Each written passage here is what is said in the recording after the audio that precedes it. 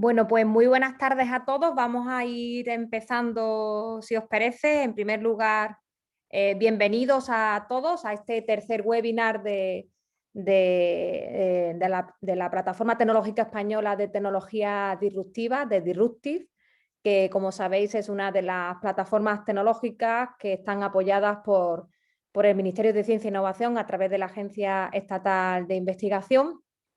Y este tercer webinar lo vamos a dedicar a la inteligencia artificial y bueno, sus múltiples aplicaciones que tiene y cómo se está considerando una de las tecnologías digitales disruptivas más importantes por su transversalidad y su capacidad de imprimir una gran competitividad a la empresa y a la entidad española, ¿no?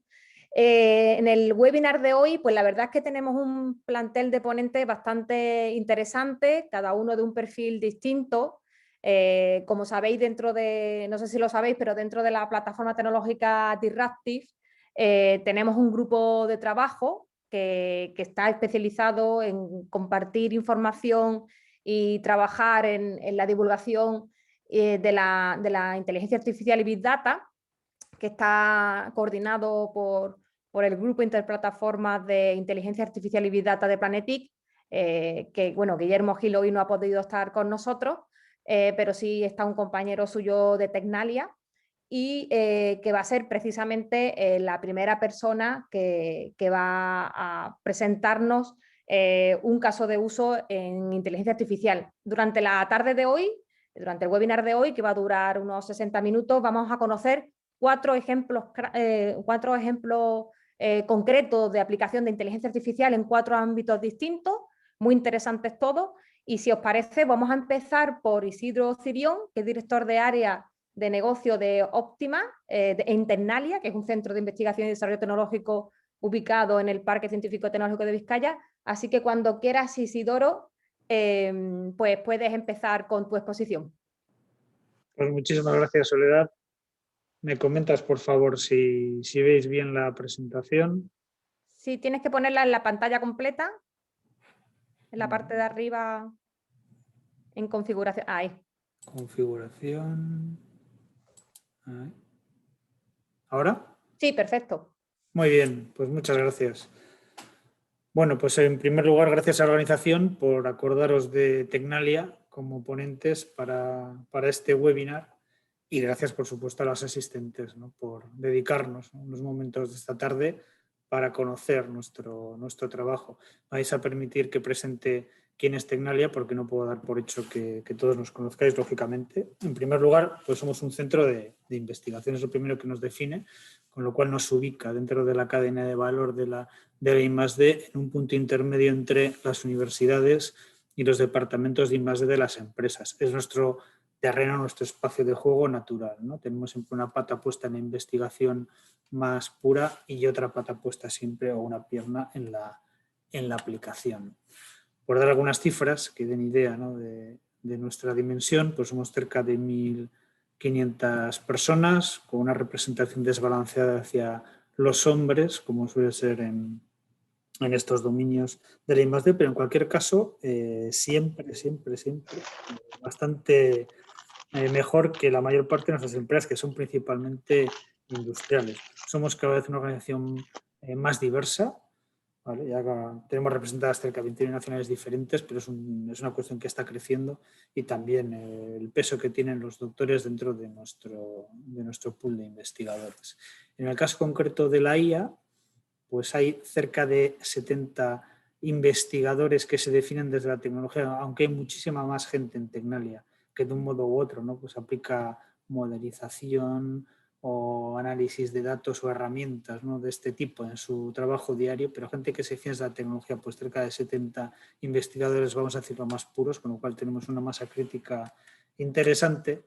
Y en esta estoy representando pues nuestras líneas de investigación principales. Están, por supuesto, las clásicas vinculadas al machine learning tradicional. Los problemas de optimización pues ocupan una parte muy relevante de nuestro portfolio de proyectos, y, por supuesto, también deep learning en todo lo que tiene que ver con tratamiento de imagen. Tenemos 2 líneas nuevas que quiero resaltar porque tienen un peso creciente y van a tener un peso mucho mayor todavía en el futuro para todos los que trabajemos en el ámbito de la IA, que es el de la IA explicable, que antes pues, era un requisito pues, prácticamente que afectaba solo en sistemas regulados, pero nos estamos dando cuenta que es una cuestión que hay que tener en cuenta solamente para vender IA, prácticamente en cualquier ámbito de aplicación. Y en el campo de la optimización, el uso de tecnologías cuánticas, que es todavía incipiente, prácticamente a nivel de mercado solo se da en el sector financiero, pero va a tener un impacto en todos los procesos de optimización en industria tremendo. ¿Cómo queremos ubicarnos dentro del ecosistema de agentes que trabajan en IA? ¿No? ¿Por qué queremos diferenciarnos y cuáles entendemos nuestra fortaleza? ¿No? Bueno, lo primero es que lo que más nos molesta de todo es los proyectos que acaban en un cajón. ¿Vale? Tenemos muchos ejemplos, como supongo que muchos de los que van a hablar y también muchos de los que nos estéis escuchando que trabajáis en el mundo de la IA, de proyectos técnicamente exitosos que no llegan a entrar en producción. Pues bueno, había por ahí un artículo que tuvo bastante repercusión el año pasado que hablaba de que cerca de un 90%, ¿no?, de todos los modelos de Machine Learning pues acababan en el cajón. Es algo que nos preocupa muchísimo. Justo después de que los clientes insatisfechos, lo que más nos molesta es un proyecto que no entre en producción. Entonces entendemos que para ello es fundamental complementar dos ámbitos de conocimiento. Uno el propio de los data scientists, el propio de la IA, pero también el de los expertos de dominio. Que no solo sean capaces de hacer una traslación, una traducción de nuestro lenguaje al cliente o del cliente a nuestro lenguaje como expertos en IA, sino que también entiendan cuáles son las barreras naturales a la implantación de la IA en determinados sectores. Y eso es entender esa cultura, esa forma de pensar, es un aspecto que entendemos que es fundamental. Tecnalia, por fortuna, por dimensión y por todos los ámbitos de trabajo, tiene expertos en eficiencia energética y industria, tiene expertos en corrosión, tiene expertos en materiales, con lo cual, bueno, pues nos da esa ventaja de que cuando queremos llevar a un cliente determinado nuestros trabajos en inteligencia artificial, tenemos pues un embajador dentro de la casa y lógicamente pues eso nos ha proporcionado pues una cartera de clientes interesantes que son nuestros jefes, a los que respetamos mucho y a los que valoramos un montón. Y bueno, después de esta introducción, pues paso ya a comentaros pues el caso de éxito que venía a traer aquí, del proyecto NAIA-I 4.0 para uno de los principales fabricantes de automoción españoles y europeos, que es Gestamp, fabricante de componentes metálicos para vehículos, el esqueleto de los coches. Este era es un sistema inteligente para el diagnóstico de ineficiencias energéticas en plantas industriales. Ese es el claim del activo, del producto y del sistema. ¿Cuál es el problema? Pues bueno, el problema para todos aquellos que trabajáis en sectores industriales pues os resultará tremendamente familiar. En la mayor parte de la industria productiva el coste energético pues es un factor de competitividad crucial. De hecho, en el caso de España, pues se suele hablar de que tradicionalmente el coste de la energía es caro y ha sido también un factor, ¿no?, una razón dada para determinados procesos de deslocalización. En empresas de este perfil, el perfil de Gestamp, que no son desde luego de los grandes consumidores, no son como una acería, por ejemplo, pero bueno, unos porcentajes de ahorro de en torno a un 1% pues suponen ya a cabo de un año en una única planta de producción decenas de miles de euros. Ese es el problema. ¿Cómo podemos ser más eficientes? ¿Y cómo comenzó la colaboración con Gestamp? Pues comenzó en 2017, 2 años después de que Gestamp se dotara de un EMS, un Energy Management System de Siemens, que bueno, pues de lo mejor del mercado, que le permitía medir y almacenar datos de consumo de distintos equipamientos de planta de producción, principalmente hornos, compresores y prensas, y que en pocos meses ya pues empezaba a acumular volúmenes de datos pues realmente increíbles. Estaban recogiendo ya cerca de 40 millones de data points por hora. Un data point es un stream de datos que proviene generalmente de un sensor, aunque un sensor pues, puede proveer diferentes data points, diferentes streams de datos. Pero bueno, esto da una idea, 40 millones de data points ahora da una idea del nivel de granularidad, de capilaridad, el nivel de conocimiento a bajo nivel que podía tener ya Gestamp de sus procesos únicamente en la cuestión de consumos. ¿Vale?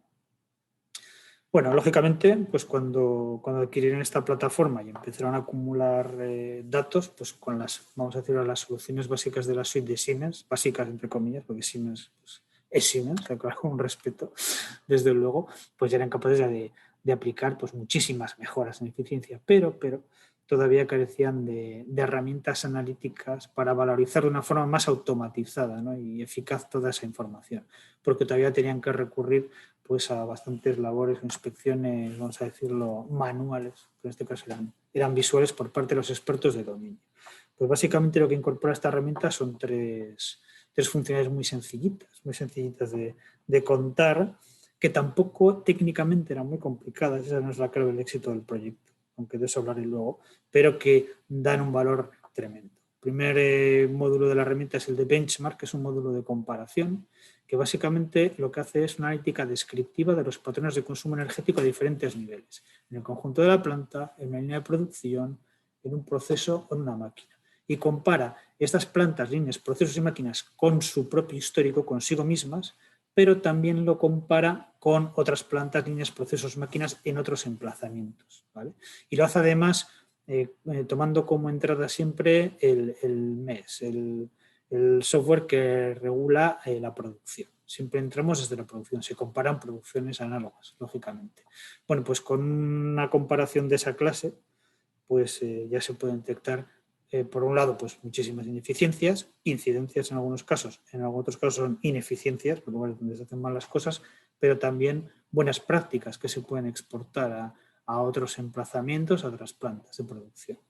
El segundo módulo interesante para Gestamp era un módulo de picos, porque bueno, pues al final los procesos en los que concurren simultáneamente consumos elevados pues pueden provocar tensiones en el término de potencia, con lo cual se incurren unas penalizaciones económicas muy grandes que al final pues pueden, ¿no? Cargarse todos los ahorros que habías conseguido por el otro lado. Y luego también un módulo de producción interesante porque permite detectar cuando las máquinas están funcionando en stand-by, con lo cual hay un consumo, pero no hay una producción. Bueno, pues con esas tres cositas tan simples, pues un poco rápido, pues ya se han conseguido resultados realmente notables para Gestamp. Gestamp North Europe, que es una división del grupo Gestamp, pues tiene un consumo energético anual de 493 gigavatios hora. Eso supone un coste económico aproximado de 40 millones de euros. Pues bueno, gracias a la implantación de este sistema, pues Gestamp estima unos ahorros potenciales de cerca de un 5% en la factura eléctrica, sobre 40 millones, 2 millones de euros año, y también una cuestión de la que no hemos hablado, que es la reducción de las emisiones contaminantes de CO2. Además, este desarrollo pues, nos permitió ganar en 2019 los DataSci Awards de la Big Data Value Association por el mejor uso de la ciencia de los datos en una aplicación industrial, lo cual pues, bueno, pues estamos muy orgullosos.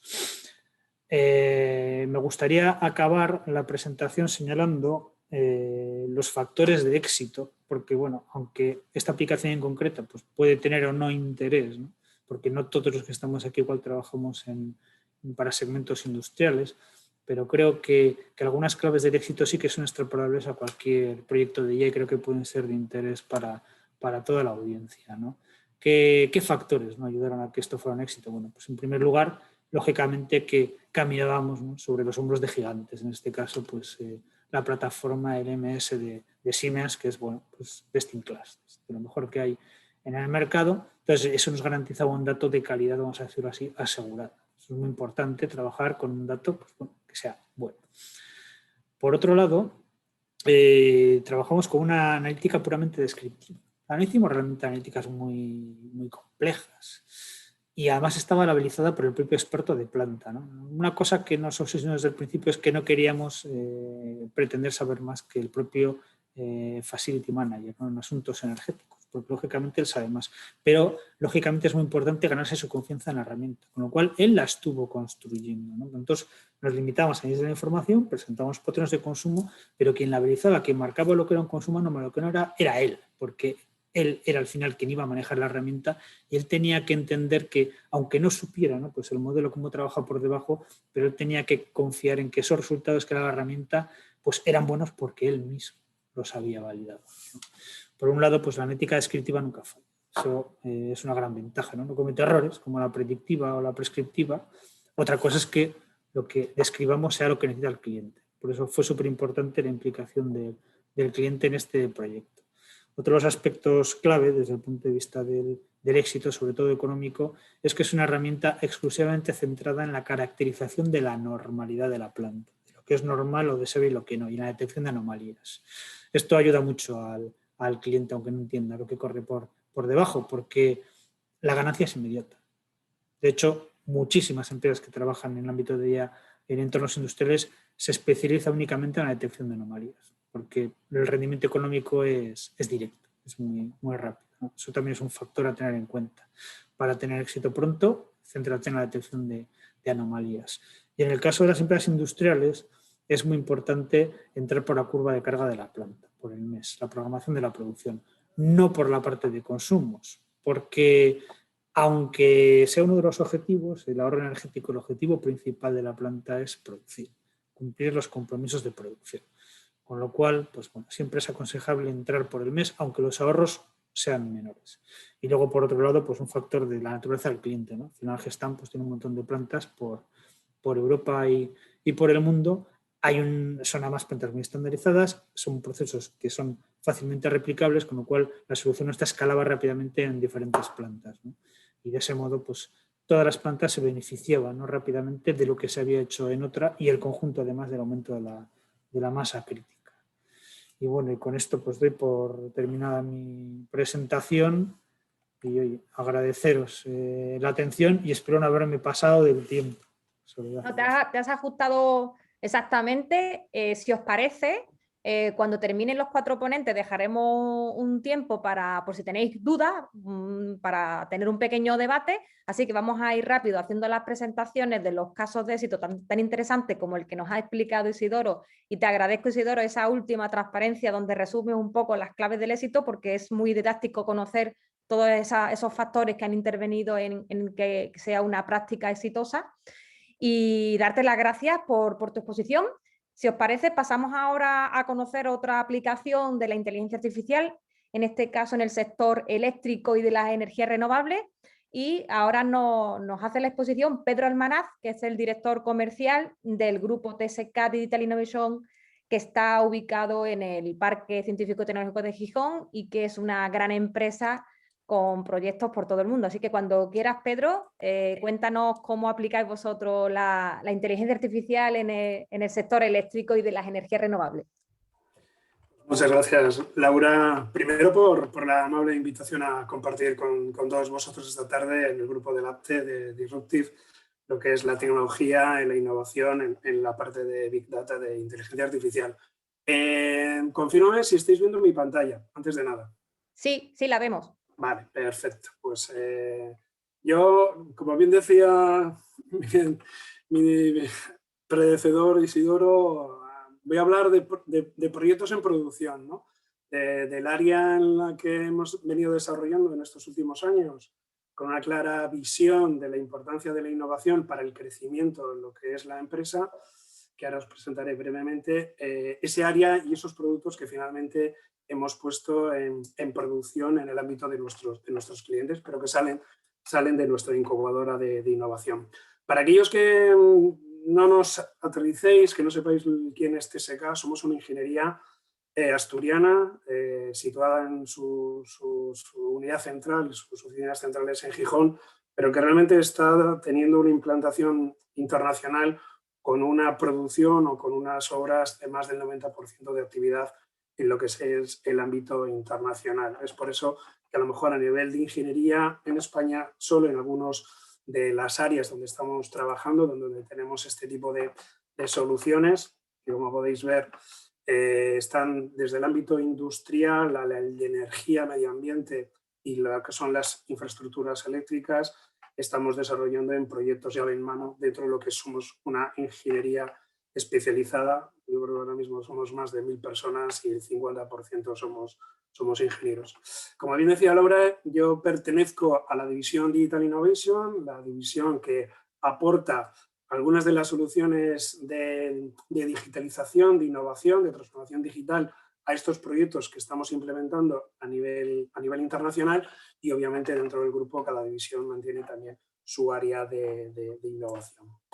Nuestra estrategia en lo que son este tipo de desarrollos, en este caso concreto en lo que es la parte de inteligencia artificial, de Big Data, en el entorno eléctrico de renovables, ¿de acuerdo? Siempre está, digamos, basado en lo que estáis viendo ahora mismo, que es una estrategia circular orientado a un objetivo, a un reto, a una necesidad que en principio o localizamos nosotros, que en el mercado no existe esa solución, o nos vienen de esos retos de que nuestros clientes nos solicitan y que luego nosotros cocinamos dentro de lo que es nuestro departamento con nuestra fuerza humana, con nuestra capacidad de desarrollo de soluciones. Es por eso que en este ciclo de retroalimentación, las soluciones que superan esos niveles de calidad que la industria exige, y estamos hablando de un entorno industrial que tiene unos parámetros de calidad, de cero fallos, de durabilidad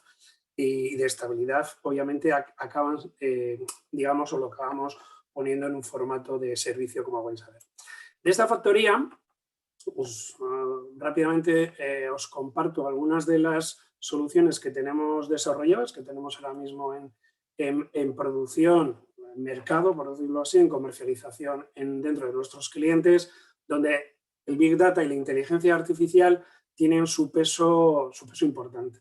De hecho, lo que voy a hacer va a ser compartir directamente, nos vamos a conectar a dos de las instalaciones, bueno, tendremos una conexión y un vídeo explicativo de lo que serían la plataforma de sistemas de supervisión de elementos dentro de lo que son las subestaciones eléctricas, ¿de acuerdo? La posibilidad también de tener ese tipo de monitorización en un entorno más analógico, y luego veréis cómo estamos haciendo el mantenimiento y la supervisión de plantas industriales,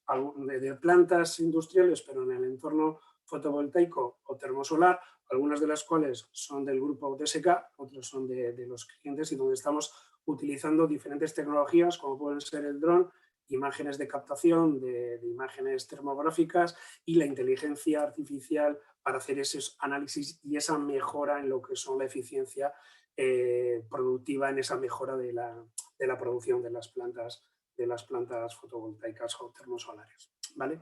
El primer producto, el primer caso de éxito sería nuestra plataforma Sister, la plataforma SIS, Sistemas Industriales de Supervisión, creo que significa todo lo que implica a nivel de SIS, ¿vale?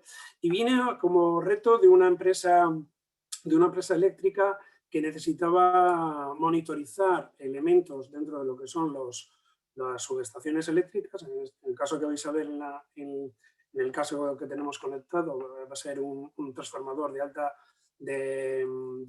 potencia, ¿de acuerdo? En el que al final lo que queríamos era tener una predicción, unos análisis, una monitorización de ese elemento de forma no intrusiva, sin tener que monitorizarla o sensorizarla de manera cableada, de forma que al final pudiéramos tener ese activo de forma 24 horas controlado, con predicciones de posibles fallos y totalmente integrado dentro de lo que eran los sistemas de mantenimiento JAMAOS o las escalas de monitorización. Esto al final, como os comentaba, lo desarrollamos, lo estabilizamos y en estos momentos tenemos una solución abierta al mercado en la que cualquier elemento industrial en un entorno eléctrico donde digamos estos cuerpos, estos activos tienen una huella térmica, somos capaces de supervisarlos y aplicar este tipo de algoritmos, de análisis inteligentes para tenerlo en el mejor estado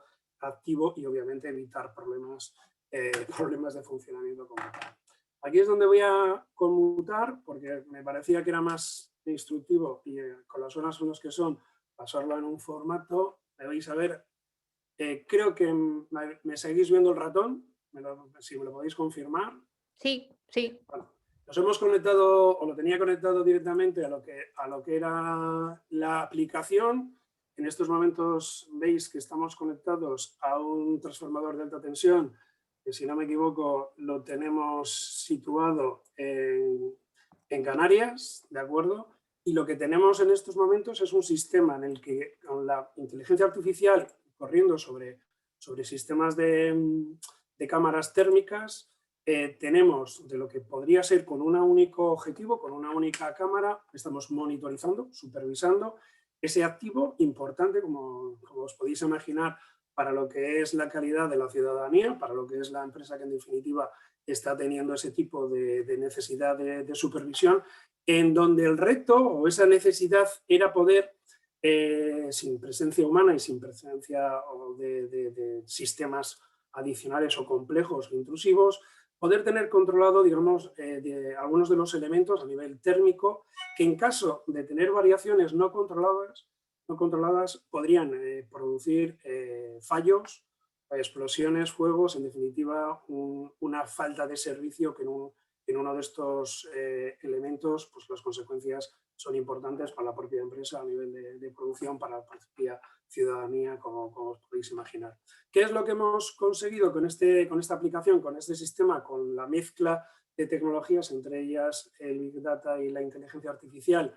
Lo que nos hemos conseguido ha sido crear una matriz donde podemos concretar los valores y los elementos en los que obviamente por sus necesidades queremos tenerlos con un mayor nivel de monitorización, controlando la temperatura, y esa temperatura somos capaces de incorporarlas en tiempo real a los sistemas de monitorización, de supervisión, a los SCADAs que tiene la compañía para hacer ese tipo de mejora, de gestión de lo que puede ser esa necesidad de mantenimiento, de forma que al final esa predicción de posibles fallos los podemos llegar a tener dentro de lo que es el propio sistema o ellos dentro de sus propios sistemas de monitorización y de gestión predictiva de este tipo de elementos, obviamente activos importantes dentro de lo que son su nivel de producción. Entonces, aquí, ¿qué es lo que estamos teniendo? Una única cámara,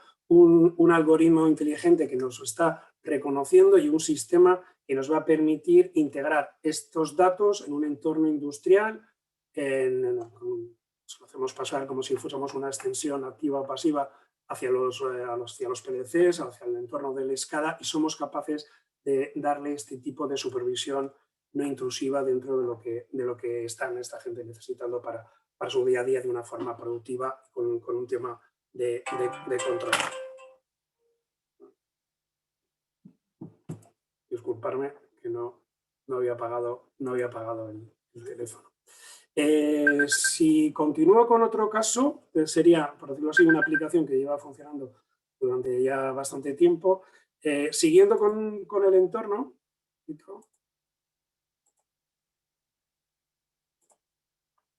¿vale? Vale.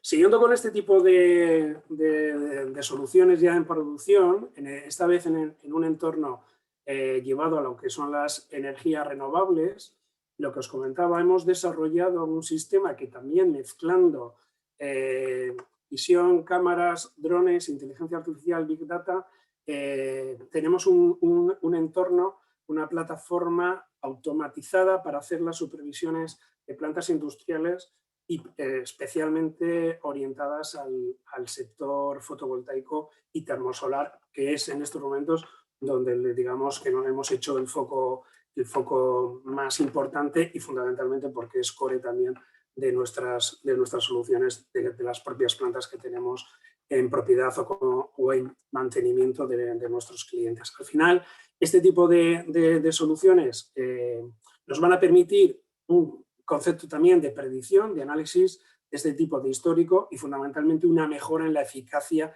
y en la efectividad de las plantas fotovoltaicas. Tengo un pequeño vídeo y yo creo que a estas horas de la tarde puede ser muchísimo más activo y más dinámico que mi propia explicación, donde al final vais a ver de extremo a extremo todo lo que es el desarrollo que hemos desarrollado y el cual el año pasado nos dieron un premio a nivel de calidad, lo que es la investigación como tal. Os lo pongo, espero que se oiga bien.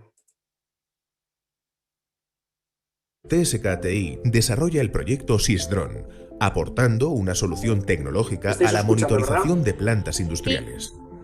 Una de las aplicaciones de SysDrone es la monitorización de plantas fotovoltaicas.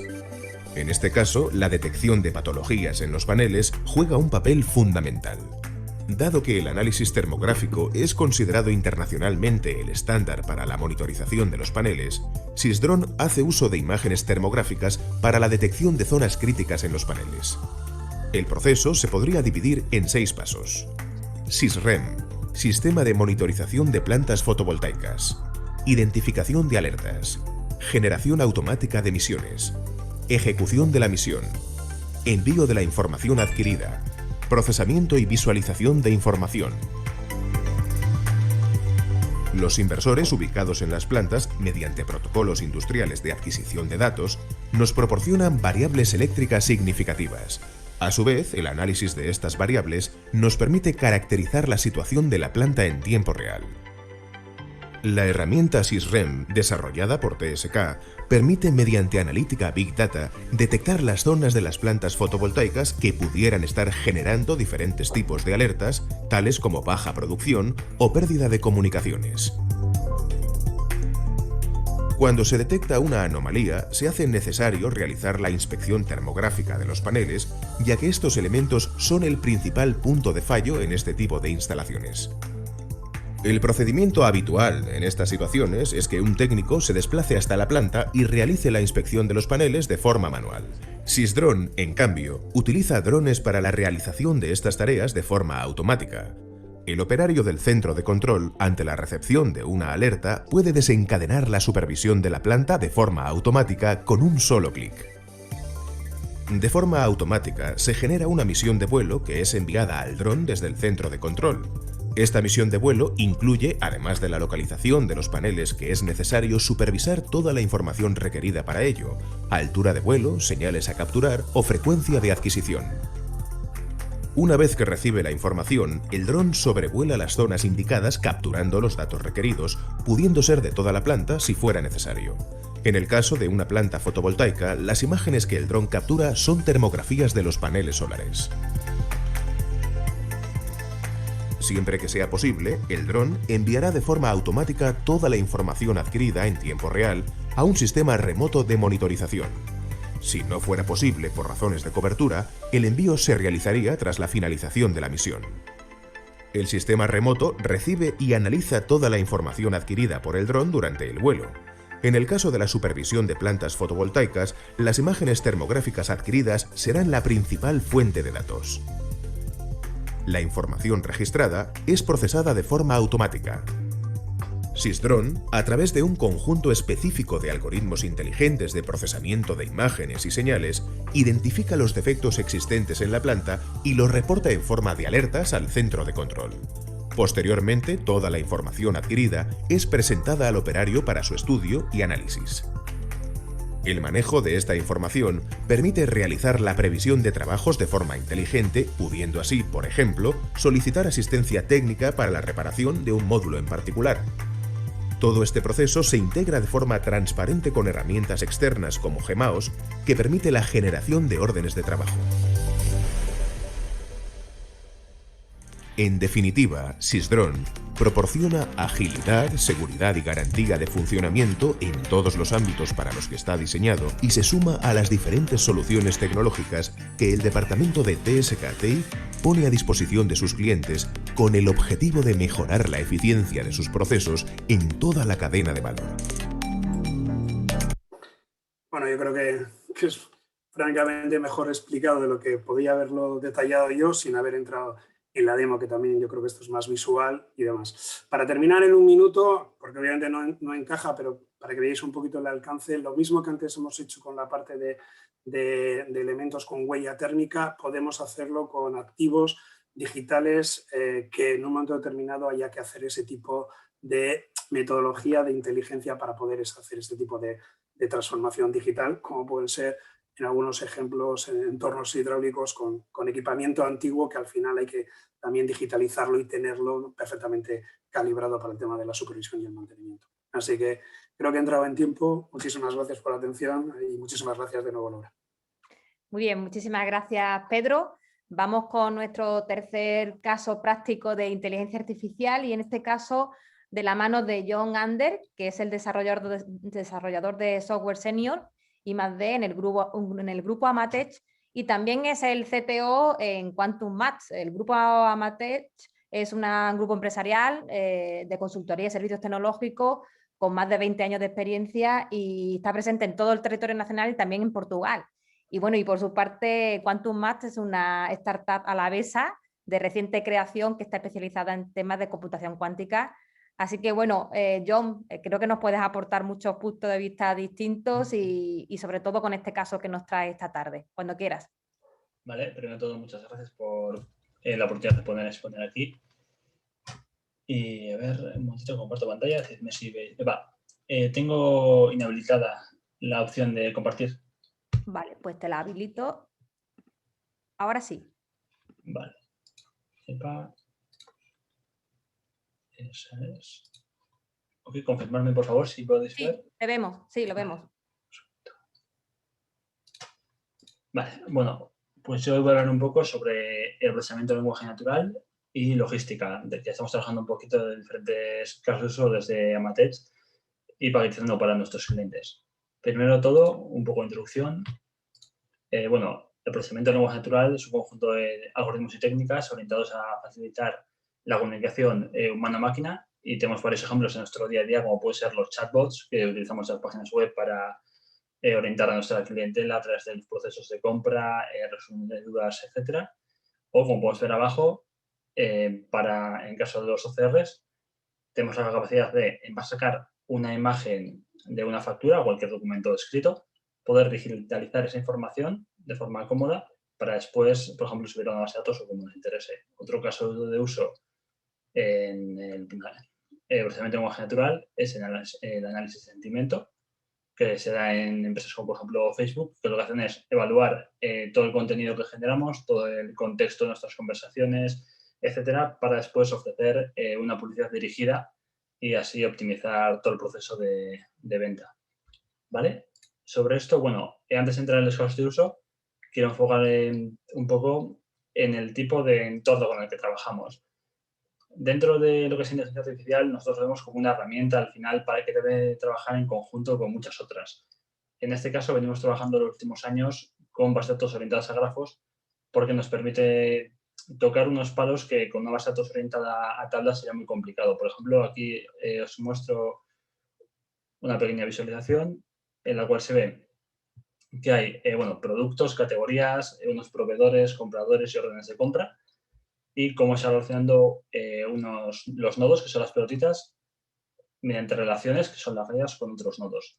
Aquí el objetivo al final es no solamente que esto resulta bastante visual, porque puedes ver, por ejemplo, en este caso que Paula, que es un consumidor, ha realizado una orden de compra sobre un producto y seguir la cadena en sí, sino que también resulta muy interesante porque este tipo de búsquedas permiten dar mucha agilidad a las respuestas. Y esto consideramos que, sobre todo en la parte del procesamiento de lenguaje natural, tiene mucho peso. Al final, en una aplicación más al uso, tú puedes permitirte realizar una consulta y tener a tu usuario final esperando unos segundos por una respuesta. Pero en el caso de un procesamiento de lenguaje, necesitas que sea bastante interactivo, porque si tú lanzas una pregunta a un chatbot o cualquier otro elemento con el que intentas hablar y tarda 7-8 segundos en responderte, porque porque es una base de datos de tablas, tiene que hacer muchas llamadas a claves secundarias, etcétera, la respuesta no es natural. O sea, al final, si yo pregunto algo y tengo que esperar 8 segundos, posiblemente a la siguiente pregunta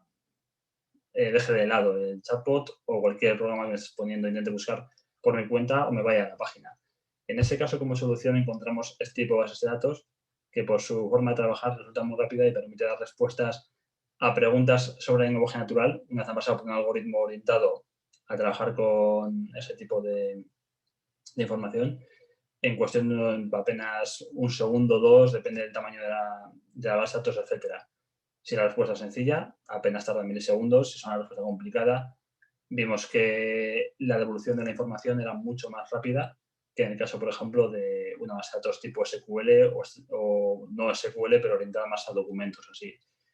Y por eso consideramos que, al margen de que permite trabajar muy bien con algoritmos, como vamos a ver a la parte de abajo, de clasificación, visualización de datos o búsqueda de vecinos. Por ejemplo, yo igual no sé cuáles son los vecinos en el sentido de cercanía de una categoría, pero sí puedo decirme de esa categoría, tráeme todo lo que hay a 3-4 saltos, lo cual me permite conocer mi base de datos sin tener que saber previamente cómo está montada. Que en el caso de una base de datos orientada a tablas, sí que necesitaría saber la estructura para usar información. Aquí yo le digo, de este nodo, dame una información de tal tipo a n saltos y me traes lo que haya, lo cual favorece mucho cuando, por ejemplo, alguien entra en nuestra página web, pregunta al chatbot algo sin saber si esa información está en la página, porque el chatbot busca el nodo que más se parezca y desde ahí empieza a devolver la información. ¿Vale? Entonces, esto es importante porque ahora los proyectos que vamos a presentar trabajamos este tipo de tecnologías. El primer caso es el caso de uso, es Deinte, que consiste en un sistema automático de análisis y recomendación de licitaciones públicas. Deinte surge de una necesidad inicialmente de la empresa. Trabajamos con diferentes organismos públicos, estamos situados en varios países y nos encontramos una problemática común, y es que cada fuente de datos era diferente. Tú, por ejemplo, si vas a un organismo público en Madrid y uno en Barcelona, la forma de presentar la información era distinta, los formatos no encajaban, luego cada licitación venía acompañada muchas veces de varios documentos en PDF o escaneos u otros formatos de texto que había que leerse para sacar información válida, porque en principio tú cuando entras en la licitación, la cabecera de la página te puede indicar servicio web para el Ayuntamiento de Barcelona y te pone el presupuesto y la fecha, pero no te entra información sobre tipo de tecnologías, datos más concretos, si hace falta montar servidores, etcétera. Decimos software porque es nuestro caso, pero podría ser maquinaria industrial, tipo de obra a desarrollar, etcétera. Entonces aquí un poco, después de evaluar la problemática, vinimos con la solución que hemos generado. Lo que hace Deinte es, primero de todo, busca en las diferentes páginas de licitaciones públicas la información y recoge tanto de la propia página como se descarga estos PDFs y mediante un OCR y búsqueda de entidades va fichando palabras clave que nos interesan. Entonces, al final, lo que hacemos con toda esta información es la subimos a una base de datos tipo grafo, como os hemos enseñado antes, en la cual, digamos, tendrías un nodo para cada organismo público con su información dentro. Después de cada organismo público saldrían las licitaciones. Para la licitación tendrías las que apuntan, por ejemplo, a tecnologías en común. También puedes tener un poco los históricos de presupuestos, etcétera. Eso que nos permite después ofrecer un sistema de consulta bastante más intuitivo, porque tú puedes hacer tanto una consulta tipo programática, una consulta al uso un poco más a nivel técnico, como preparar con esto un chatbot al cual luego puedes lanzarle preguntas del tipo, quiero para licitaciones de Madrid y de Barcelona para tecnologías tipo Java y Python, presupuestos mayores a 100.000 euros y fecha de finalización a 3 meses. Y como hemos visto antes, iría buscando por grafo de manera bastante eficiente y nos permitiría tener esa información. Aparte de esto, bueno, tenemos lo típico de cuando se cogiendo información de presupuestos, de fechas, de quién gana la licitación, de los requisitos, etcétera, te permite hacer otras cosas como puede ser, por ejemplo, predicción de la baja de la licitación, en base a que tú vas almacenando poco a poco el histórico del organismo público, detección de nichos de mercado. Esto, por ejemplo, pongamos que hay un organismo que está sacando licitaciones de un tipo X y que no terminan suelen quedar desiertas, por motivo que sea, o tienen pocas solicitudes. En este caso nos puede interesar detectar ese tipo de ofertas. Es decir, quiero para la zona, por ejemplo, de Sevilla, licitaciones de más de N presupuesto para este tipo de tecnologías y que generalmente queden desiertas, porque sé que me da oportunidad de ir allí, tener poca competencia y poder empezar a entrar en ese mercado. ¿Vale? Todo esto luego al final se presentaba, el propio cliente podía hacerse un perfil como tal, con sus preferencias, marcar un poco el perfil de presupuestos, etcétera, que quería, y se le devolvían informes con la información que se había ido recogiendo. Vale, luego, por ejemplo, otro proyecto que tenemos a la marcha es TrazaStock. Aquí la idea es ofrecer una digitalización de los procesos logísticos mediante tecnologías IoT y luego una capa de inteligencia artificial. Está dividido en varias secciones, pero la idea es un poco que desde que un producto entra al almacén, todo su recorrido dentro y luego la salida esté todo controlado de una manera u otra. Pues al final lo que ofreces es predicción de necesidades de stock y recambios, vas monitorizando lo que entra, lo que sale, por ejemplo también la maquinaria para controlar base al histórico que tienes y a otros datos que pueden ser, por ejemplo, ficha técnica, cuándo vas a necesitar reparar o hacer una parada por mantenimiento de ciertas partes del almacén. Y al final, bueno, con eso te vas ahorrando lo que es que se te rompa la máquina en el peor momento. Pero otro punto interesante de este proyecto era el tema de que podías, como tenías sensórica IoT dentro del propio almacén, evaluar las condiciones. Pongamos que tú, por ejemplo, estás almacenando comida y no puedes estar en el almacén por encima de 20 grados. Entonces, al final lo que te interesa es poner un sensor que se encargue de controlar temperatura, humedad, n variables. Y cuando se pasen ciertos umbrales, o bien avisar a un técnico, o si tienes todo totalmente domotizado, digamos, ajustar el sistema para mejorar la conservación. Por ejemplo, si detectas que la temperatura está subiendo, trabajas sobre el sistema de climatización del almacén para controlar esa temperatura, o si pasa algo con la humedad, etc. Y luego, bueno, ya como último punto, dentro de lo que es TrazaStock, tenemos el sistema de carga y descarga inteligente. Aquí un problema que vimos es que, bueno, entre los almacenes los pasillos suelen ser estrechos y a la vez pueden trabajar más de una o dos máquinas a la vez. Por lo cual era muy vital el hecho de que cuando alguien estaba cargando o descargando un camión y depositando las diferentes faldas, esa persona estuviese el menor tiempo posible en medio del pasillo, digamos. Entonces aquí lo que se hace es, cuando va a llegar un camión o cuando un camión necesita ser cargado, se ve dónde están, bueno, dónde se van a depositar o dónde están los diferentes productos que son necesarios cargar o descargar del camión y se le ofrece a la persona que al final va con el toro mecánico una ruta de cómo puede avanzar por el almacén haciendo el camino más corto posible. Eso hace que esté mucho menos tiempo dando vueltas por el almacén y nos bloquea las vías de trabajo. Aquí, por ejemplo, también se utilizó una base de datos orientada a grafos, por lo que hemos comentado un poquito antes.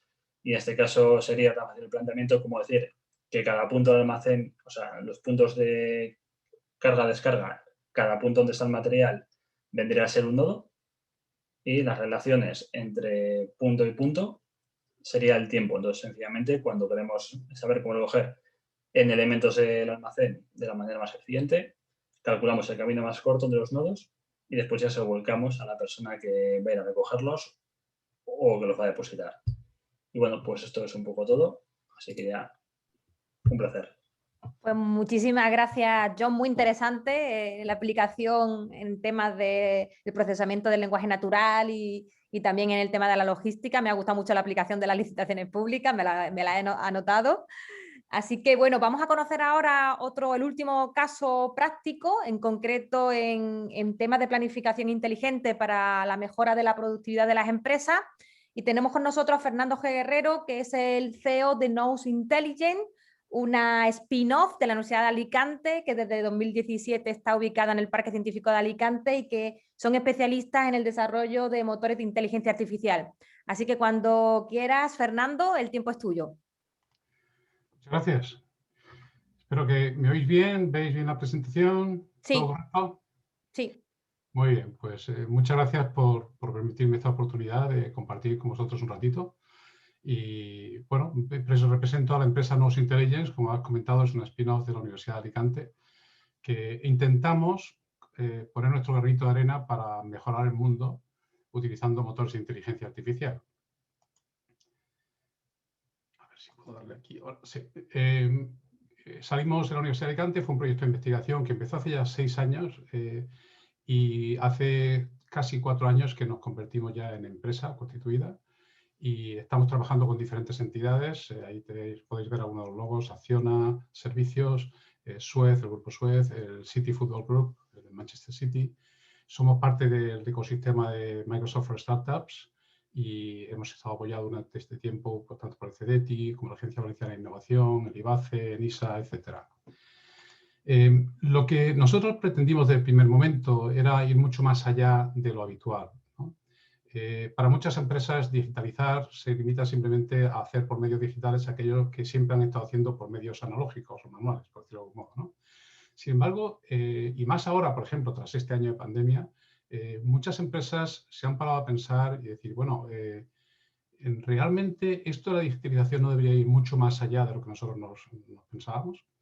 Pero nosotros desde el primer momento, cuando concebimos este proyecto, nos hicimos esta pregunta, decimos, no cómo tenemos que hacer las cosas, sino qué cosas deberíamos hacer contando con las circunstancias, las necesidades y las herramientas actuales. Porque realmente la herramienta es una cosa, pero muchas veces condiciona el tipo de actividades que podemos realizar. Entonces, no se trata simplemente de convertir en digital aquello que vemos en papel. Muchas veces las aplicaciones intentan reproducir muy fielmente aquello que teníamos en un papel, ¿no? Yo recuerdo una vez que hace muchos años, ¿no?, concursando una ayuda pública, vi que de pronto había que meter los datos en una página web y dije, hombre, se han digitalizado, ¿no? Y al final, después de rellenar todos los datos en la página web, dijeron, pues ahora tienes que abrir este fichero y rellenarlo. Y en ese fichero era una página, era una base de datos de Access que tenía que volver a meter exactamente la misma información que antes para luego zipearla y mandarla de nuevo, subirla a la plataforma del ministerio. Para además, luego el tercer paso era imprimirlo todo en papel, meterlo en un sobre y mandarlo por correos. O sea, eso no es digitalización, eso es otra cosa completamente distinta. De modo que si nosotros pensamos en la Enciclopedia Británica, realmente convertirla en una secuencia de páginas digitalizadas no resuelve el problema. El problema es que nosotros queremos buscar información para tomar decisiones. ¿Qué es lo que hizo Google o lo que hizo la Wikipedia? Es crear un sistema inteligente de búsqueda que indexara toda esa información de un modo que nos facilitara poder encontrar respuestas a nuestras preguntas. Es una aproximación completamente distinta. Eso es lo que entendemos por digitalización y el camino que nosotros hemos intentado perseguir. Muchas veces las organizaciones se siguen organizando del mismo modo que se organizaban hace 200 años o 300 años, ¿no? Departamentos con mucha inflexibilidad, donde cada departamento hace una cosa muy concreta y emplea gente que hace solamente esa cosa concreta sin poder aprovechar todas las capacidades, la experiencia y los conocimientos que puedan tener para ser mucho más versátiles. Cuando nosotros empezamos este proyecto, utilizamos como piloto un ejemplo muy atípico, diríamos así. Es un zoo de una gran ciudad española. Y lo elegimos de la mano de una empresa que comercializa un sistema de gestión de mantenimiento, porque el zoo nos permitía algo muy concreto, ¿no? Y es que es un sistema muy diverso. Tiene recursos de muy diferentes tipos, los animales, los veterinarios, cuidadores, electricistas, fontaneros, etcétera, etcétera, aparte de vehículos de todo tipo, herramientas de todo tipo, y también tareas muy distintas, ¿no? Desde reparar un cuadro eléctrico hasta darle de comer a los animales, ¿no? Entonces, poder diseñar sistemas que tuvieran toda esa complejidad y que pudieran aplicar la inteligencia artificial para resolver ese problema tan complejo, nos permitía fijar las bases para acometer problemas más importantes en el futuro. Entonces, hemos diseñado una serie de sistemas, cada uno resuelve problemas distintos, todos son sistemas expertos que utilizan inteligencia artificial para mejorar su desarrollo a futuro.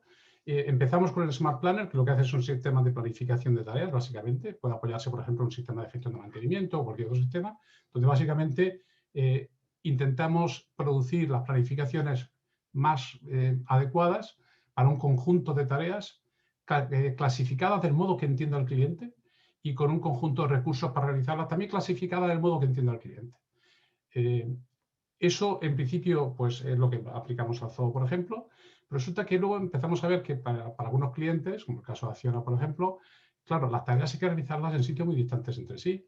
Y entonces simplemente planificar las tareas, la ejecución de las tareas como tal no era suficiente. Había que aportarle una capa adicional. Y entonces, por eso creamos unos algoritmos específicos para mejorar el enrutamiento, el desplazamiento, de forma que eso pudiera mejorar la planificación, haciendo que el desplazamiento forme parte de la propia planificación.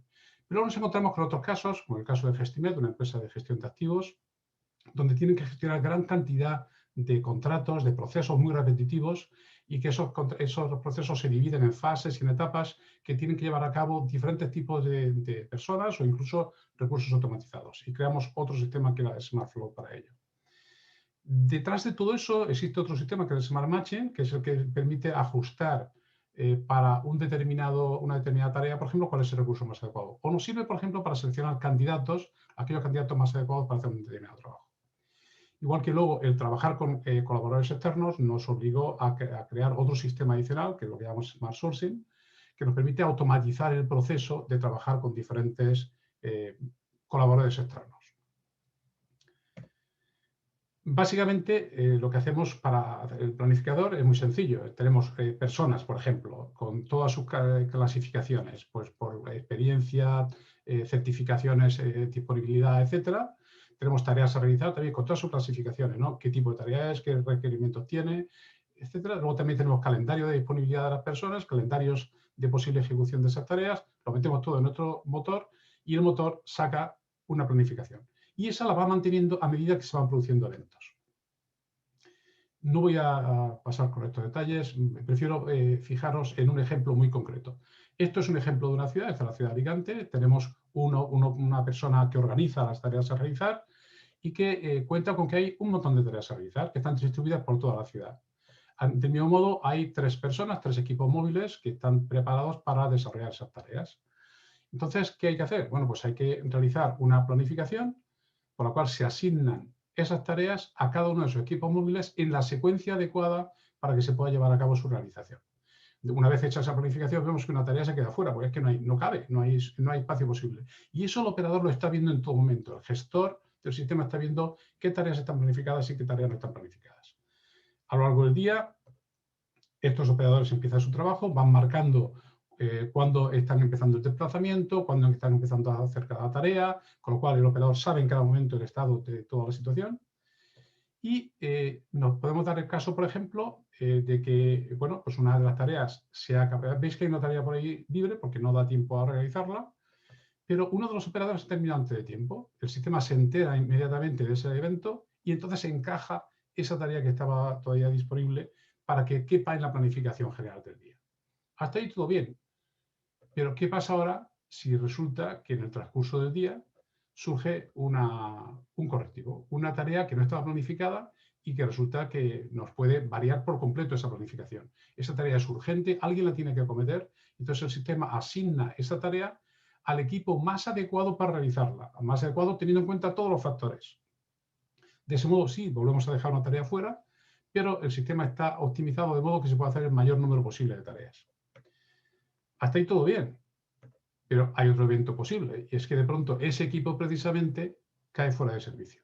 ¿Por qué? Porque hay una avería en el vehículo, porque de pronto el operario se ha puesto enfermo, por lo que sea.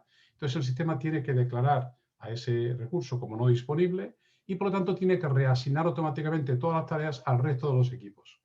Esto el sistema lo hace automáticamente sin que sea una pesadilla para la persona que tiene que organizar este trabajo, que tenga que empezar a llamar a unos y a otros a ver cómo resuelve el problema.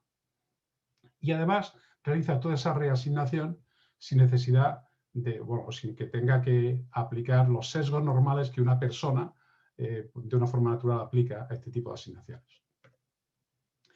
Esto funciona en la nube, tenemos los sistemas desplegados en la nube, pero siempre desde el primer momento se han diseñado de forma que se puedan interconectar con los sistemas que ya existen en el cliente. Entonces, tenemos un sistema de integración, funcionamos con APIs abiertas, de modo que se pueda integrar con sistemas móviles, con sistemas web, de cualquier tipo. Y todos nuestros sistemas están diseñados desde el primer momento para interactuar entre sí mediante sus propias APIs.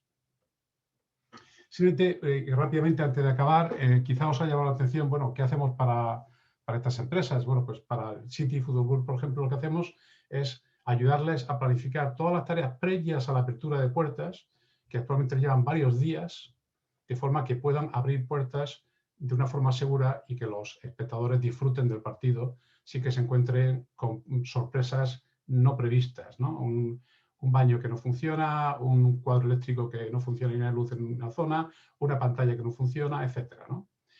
Para Acciona les ayudamos con los equipos móviles que hacen mantenimiento de servicios para sus clientes. Para el Grupo Suez estamos haciendo un piloto para ayudarles a optimizar el trabajo de sus laboratorios de toma de muestras, por ejemplo. Y para Gestimet ya he comentado anteriormente que hacen sobre todo contratos de gestión de grandes paquetes de activos inmobiliarios, con lo cual les ayudamos a gestionar los contratos de alquiler, los contratos de mantenimiento, etcétera, tanto con personal propio como con personal subcontratado. Y nada más, eso es lo que tenía que compartir con vosotros. Luego, si hay alguna pregunta adicional, pues encantado de responder. Muy bien, muchísimas gracias, Fernando. Nos quedan unos cuantos minutillos, aunque nos pasemos un poco de la hora, pero creo que podríamos aprovechar para hacer algunas preguntas. Veo aquí en el chat que Ricardo tiene una inquietud y es que le gustaría saber cuál es la mejor forma para aprender a Big Data en España. Máster, curso fuera de España, en qué hay que fijarse para elegir bien y si se tiene que completar con un máster en economía cuantitativa u otro. Bueno, como tenemos aquí muchas personas bastante expertas en este tema, ¿qué le recomendáis a Ricardo? ¿Cuál es la mejor forma de aprender Big Data? A cualquiera de los 4 ponentes de esta tarde, ¿eh?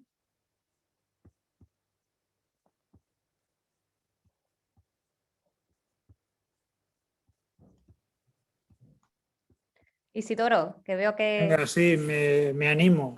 Sí. A ver, sinceramente, no sé si hay una forma buena. Hay formas, vamos a decirlo, canónicas.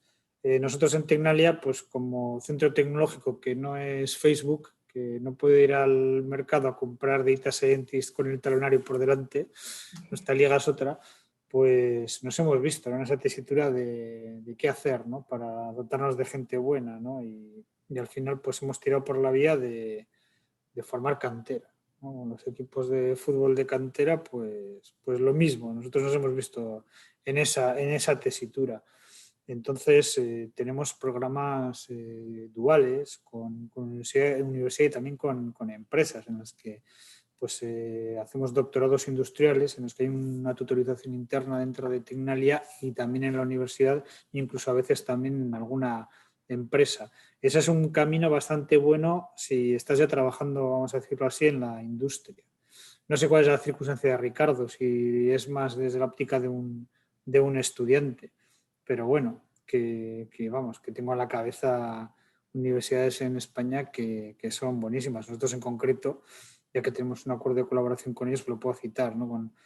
Tenemos un acuerdo con la Universidad de Granada, con el grupo de Paco Herrera, que por ejemplo pues es una eminencia, vamos, que tampoco creo que sea necesario pues salir fuera de España para tener una formación muy buena en este ámbito. Y luego, por supuesto, pues tanto si trabajas, ¿no? Como si estudias, pues hay infinidad de cursos, Coursera y otros sitios, además, muchos de ellos pues gratuitos, ¿no? Como comento, que están muy bien. Así que alternativas hay muchísimas, pero también depende eso, de tus circunstancias, de si estás trabajando o estudiando. Es estudiante de economía, acabando ya. Muy bien. Yo pues aconsejaría nada. siempre empezar a trabajar si se pudiera y desde ahí ir formándose. También tiene que tener la empresa pues una sensibilidad por estos temas. Pero que siempre aprender haciendo es la mejor manera, siempre. Muy bien, pues muchísimas gracias, Isidoro. ¿Alguna pregunta del resto de ponentes? ¿Hay alguien que quiera preguntar algo a los 4 ponentes que tenemos esta tarde?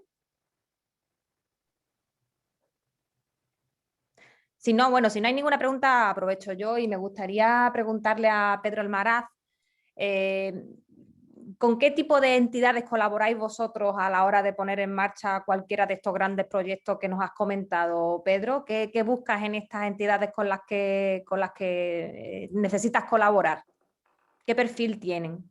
A ver, colaboramos con muchísimos tipos de empresas, desde universidades a centros de investigación, para lo que significa conseguir el objetivo del desarrollo de estas soluciones de innovación. Muchas veces son los clientes y los retos, como os decía, quienes nos lo ponen y al final, tirando obviamente de la mayor cantidad de recursos propios especializados a base de tiempo, años y errores que nos han hecho aprender, obviamente, al final el punto de colaboración con otras entidades nos hacen llegar a este tipo de soluciones que luego lo estamos aportando al tipo de empresa industrial donde estamos focalizados, ¿no? Desde el sector de energía que hemos comentado, al tema industrial o a otro tipo de sectores industriales donde estamos. Pero hay un punto de colaboración que yo creo que es importante, tanto en la innovación como el hecho de colaborar con los clientes. Perfecto. A mí me gustaría también hacer una pregunta a John Ander. John, ¿qué supone para vosotros el Plan España Digital 2025 y todos los fondos de recuperación que se están destinando al tema de la digitalización, o incluso la última muestra de interés que ha publicado el Ministerio de Asuntos Económicos y Transformación Digital sobre la inteligencia artificial? Es decir, cuéntanos un poco cuál es vuestra actividad con todo este pronóstico, ¿no?, de futuras convocatorias de ayudas y todos estos fondos que se están reservando para temas de digitalización y donde la inteligencia artificial va a tener un foco muy importante. ¿Cómo os estáis preparando? Bueno, a ver, principalmente estamos haciendo un poco el estudio de ver necesidades del mercado, diferentes enfoques, por ejemplo, en labores tanto de industria como igual un poco más de comercio, ese toque retail que se trabajará mucho de intentar digitalizar el comercio, pero también hay otros palos que todavía no se han tocado mucho. Por ejemplo, cuando hablo antes del uso de chatbots, se maneja mucho el chatbot a nivel de comercio electrónico. Tú te das una página web, me imagino, tipo Amazon, Eroski o cualquiera, y te pone un chatbot que te guía en procesos, pero estamos enfocándolo también desde el punto de vista de tener un chatbot interno para las empresas. Lo que es, por ejemplo, lo que vemos que hay mucha generación de conocimiento entre las compañías que al final se queda en una base de datos, en el mejor de los casos hay pérdida, pero luego cuando tú estás dentro de la empresa trabajando, te falta ese pequeño soporte de, vale, yo tengo una duda en mi empresa, por ejemplo, necesito saber si estamos trabajando en algún proyecto de tal tipo o necesito realizar algún trámite interno a la empresa. ¿A quién le pregunto?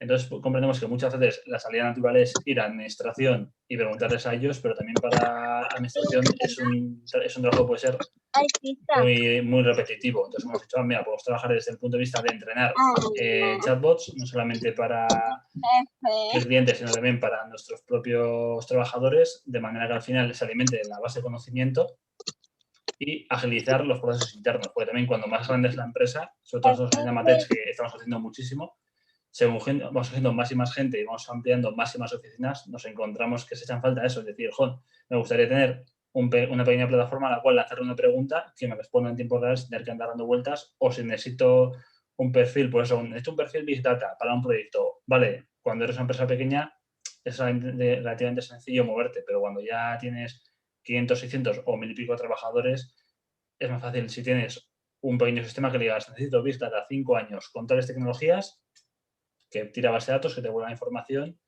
y sobre eso ya vas directamente a la persona con este caso. Entonces, por ejemplo, de cara a digitalización es un poco lo que se ha dicho en charlas anteriores. Digitalizar no es hacer lo que estoy haciendo en papel en digital. Eso está muy bien, pero también es utilizar las nuevas herramientas que tenemos a mano, y con estos planes de reconstrucción va a haber dinero para precisamente implantarlas, para ver nuevas formas de trabajar y cómo pueden sernos beneficiosas de cara a optimizar nuestros procesos o abrirnos puertas a mercados en los que realmente todavía no hemos planteado entrar. Y bueno, y hay una pregunta en el chat de Daniel Bermúdez que dice que le ha llamado mucho la atención el tema de los grafos y qué recomendaciones para aprender más del tema le das. Vale, primero todo está muy bien porque la verdad es que hay pocos perfiles orientados a grafos ahora mismo. O sea, al final vivimos en un mundo que está muy dominado por las bases de datos orientadas a tablas, y la tecnología de grafos está llegando en los últimos 10 años, se ha ido instalando mucho, ya tiene señales en empresas como son, por ejemplo, eBay, Amazon, etcétera. Y sí es cierto que la parte de formación a mí al principio también me costó encontrar. Ahora, por suerte, ya existe, por ejemplo, nosotros trabajamos con Neo4j, que es, digamos, la gran base de datos orientada a grafos a nivel global, y te permite dentro de la propia página, tienen ellos unos cursillos orientados a cómo formarte, y después también tienes un curso específico orientado a sacarte diferentes grados de certificación. Yo, por ejemplo, en su momento me saqué el grado profesional y era eso, pues como tienes que hacer 4 o 5 pequeños cursillos, luego el específico para el certificado, pasar el examen, y aún así te pasa lo de siempre, que haces el curso, haces el examen, sale el caso nota fantástica, llegas al mundo real y te da la impresión de que no sabes nada todavía. Entonces, yo te diría, Daniel, empieza por esa parte de igual ir a la página de Neo4j, aprender desde ahí. Luego, hazte un caso de uso interno tú en casa, o si puedes en el trabajo, algo pequeñito, y luego ya, eso sí, búscate algo ya a nivel más profesional, más de intentar igual en tu empresa algún proyecto que igual estáis haciendo un diseño y puedes decir, ostras, pues esto podría ser grafos y me da tales ventajas, y ir metiéndolo poco a poco. Entonces, yo diría un poquito así. También supongo que habrá cursos, como ha dicho Isidoro, en Coursera y otro tipo de plataformas, pero yo mi recorrido es empezar formándome por mi cuenta, luego un poco en Neo y luego ya meterme en el barrizal de intentar sacar un proyecto de desarrollo, y ya cuando llega a la producción dices, todavía me queda por aprender mucho. Camilo hace una pregunta, no sé si te la hace a ti, John, o al resto de ponentes, pero pregunta si los sistemas de Big Data están basados en lenguaje Python, Spark o MongoDB o algún otro. Vale. En nuestro caso trabajamos con Python, Spark y MongoDB, y también en su momento miramos algo de... Ahí, me quedará... de Scala. Pero como ves que me ha costado recordar, te puedes imaginar que lo dejamos bastante aparcado. No sé con qué trabajar los demás. Muy bien. Bueno, yo quería aprovechar también que tenemos aquí a Fernando para preguntarle un poco cómo es el proceso de creación de una spin-off, sobre todo ahora que se está modificando la ley de la ciencia, la tecnología y la innovación, sobre todo para fomentar, ¿no?, esa transferencia de conocimiento que, entre comillas, es la asignatura pendiente que tenemos en España. ¿Qué barreras se encuentran a la hora de crear una spin-off en la universidad actualmente, Fernando? Bueno, la verdad es que nosotros tuvimos toda la colaboración de la Universidad de Alicante desde el primer momento. El equipo fundador era en su mayoría profesores universitarios. Yo soy ex profesor universitario, pero bueno, lo que sí es cierto es que hay que entender, al menos a mi entender, que desde el primer momento hay que entender que lo que estás creando es una empresa, ¿vale? No es un departamento universitario, no es un equipo de investigación, es una empresa. Y como tal necesita un plan de negocio, necesita una forma de comercializar lo que vayas a desarrollar, y además hay que ser muy práctico, ¿vale? Y a veces pues no hay más remedio que, de algún modo, aunque tengas una planificación a largo plazo y un roadmap de tus productos a largo plazo, pero tienes que ser consciente de que necesitas hitos a corto plazo que te permitan comercializar tu solución de una forma que sea asumible por el mercado. Y luego, por otro lado, claro, no es lo mismo estar investigando sobre temas que son importantísimos, por supuesto, ¿no? Pero que tienen un recorrido muy largo, que ir y hablar con el cliente de qué necesidad tiene hoy, que está hambriento por empezar a utilizar tu tecnología y empezar a sacarle partido, ¿no? Entonces hay que ser muy práctico y tener una mentalidad muy práctica, ¿vale? Por otro lado, nosotros la verdad es que tuvimos la suerte también de estar en el Parque Científico Alicante, y ahí bueno, nos han facilitado todo enormemente. No nos hemos tenido que preocupar de ir a buscar oficinas, este tipo de cosas por ahí. Pero además, el estar pegado a la universidad nos permite tener acceso a talento temprano, o talento que quiere seguir aprendiendo y quiere seguir combinando su formación con el trabajo en la empresa, ¿no? Entonces eso hace que aquellos que ya estaban egresados pues querían hacer el máster, y el estar trabajando con nosotros les facilitaba ese trabajo, y los que tenían máster querían hacer doctorado, etcétera. Siempre hay un proceso, aparte de que hay algunos que después de empezar a trabajar con nosotros han terminado dando clases en la universidad y viceversa, ¿no? Entonces ese trasiego de ida y vuelta entre universidad y empresa creo que no solamente beneficia a las startups como la nuestra, sino a cualquier tipo de empresa. Algunos de los otros ponentes han mencionado su enlace profundo con las universidades con las que trabajan, ¿no? Y creo que es algo que merece la pena continuar. Ya digo, en cuanto a crear una startup que sale de la universidad, es una empresa como otra cualquiera, y hay que entenderlo así. Y si no lo entendemos así, va condenadas al fracaso. Tenemos que servir a los clientes, hay que ser rentables y hay que resolver problemas reales de la vida real. Muy bien, muchísimas gracias a todos. Yo creo que si no hay ninguna pregunta más, lo vamos a dejar aquí porque nos hemos pasado ya 13 minutos del tiempo que teníamos previsto. Ha sido muy interesante el webinar de hoy. Hemos tenido la suerte de contar con 4 personas de excepción, 4 ponentes con 4 visiones distintas, 4 perfiles distintos también muy importantes que han enriquecido el webinar de hoy. Yo solamente os invito al próximo webinar que hagamos en Disruptive, pero también a que visitéis la página de Disruptive, que es ptdisruptive.es, porque ahí, tanto si sois estudiantes como si sois emprendedores o sois grandes empresas, tenéis una oportunidad de trabajar juntos con el objetivo de promover la transformación digital de las empresas y entidades españolas, que es el objetivo de esta plataforma, que está secretariada por la Asociación de Parques Científicos y Tecnológicos de España y que tiene la presidencia en el Parque Tecnológico de Andalucía en Málaga. Y nada, dejarlo aquí, agradeceros vuestra participación y nos vemos en Disruptive. Muchas gracias. Muchas gracias. Muchas gracias. Gracias. Gracias.